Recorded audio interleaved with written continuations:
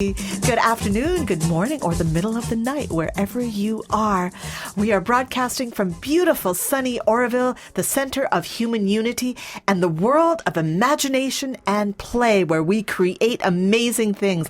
I'm super excited today because on the show, instead of being behind the camera, in front of the camera, we have Maël. And Maël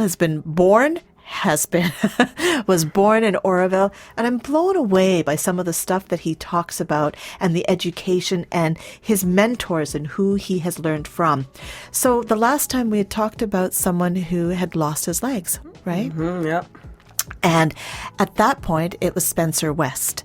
And you mentioned to me that there was an incredible man in the Second World War who became a pilot. But what was so amazing was he didn't have legs. I would love for you to share that story. And the reason I wanted Maël to share this is our heroes come from everywhere and they're sheer inspiration. Who was this man? Well, I don't know his name because I didn't do any research for this. But he was a British pilot in the RAF in World War II who had to fight extremely hard to become a pilot because he didn't have legs. Like, who could fly a plane without legs? Anyway, eventually he managed to become a pilot, and he was such a good pilot and so respected by the Nazi Germany that when he was eventually shot down and captured, they messaged Great Britain and asked them to airdrop legs purposely built for him because he couldn't get around in the concentration camps properly. And the British did it. Using those legs, he escaped the concentration camp, got caught again, escaped again, this time with no legs, found an American platoon, and ended up surviving the war. Wow. I have goosebumps. And what was it that, I mean, the whole story is so inspiring, but how is it that you remembered this story? And did the research on, I know you said you didn't do research this time, but when we spoke before, you told me all sorts of things of what he had done. Quite interested in World War II and airplanes, so those two things combined makes you learn a lot about World War II airplanes and pilots.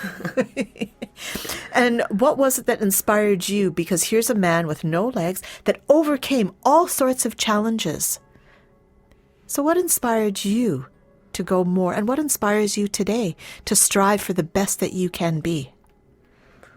Well, it's a hard question.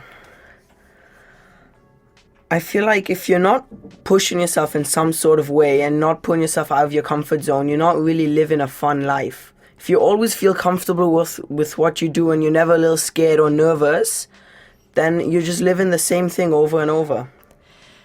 So then this is an absolute example of you. Normally you're behind the camera and we've taken you completely out of your comfort zone and you're in front of the camera sharing a beautiful story. Mm-hmm. What are some other things that you see incredible kids in Oroville doing that takes them above and out of their comfort zone? I know this 13-year-old kid who managed to do 65 kilometers cycling. And he kept up with all of the older pros who've been doing it for like 10, 20 years. That was pretty impressive. And he just put his mind to it, right? He just kept going.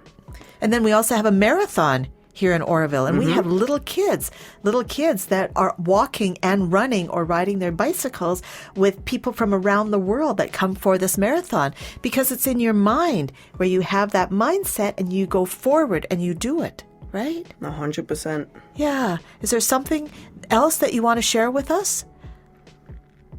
We know a kid who's been around here and he has had more surgeries than you can possibly imagine. And this kid inspires us so much. In fact, I even wrote a story on him